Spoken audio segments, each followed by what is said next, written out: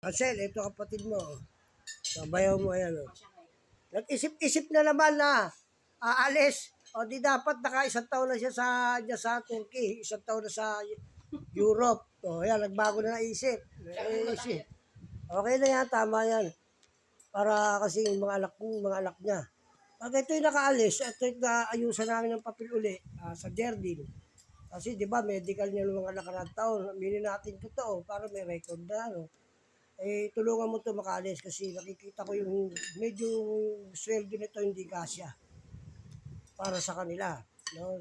So ngayon, tinulungan ka naman ng ating makarating dyan. Wala naman sumbatan. At saka itong bayaw mo.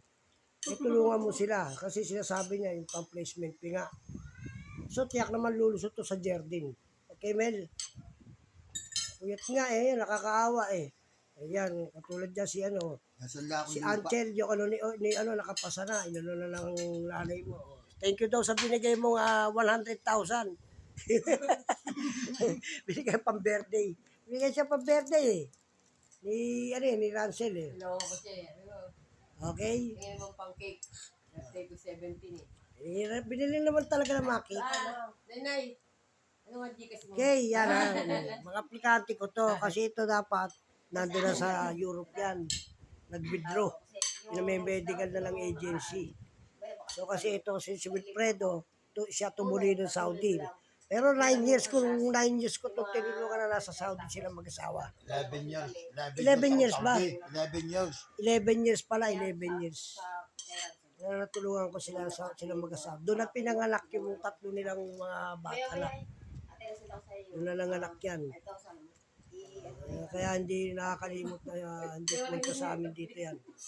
Pakanin, kumain na kayo. Para pagdating mo doon, tulog na lang to sana puyat yan. Lin, kain ka, kumain ka, para pagdating mo, tulog ka na doon. O sige, kamay-kamay ka na kayo sa utulong sa Turkey. Ikat ka kamo dyan. Okay? Merry Christmas, may kapatid mo, tumaba na. Sige, Russell.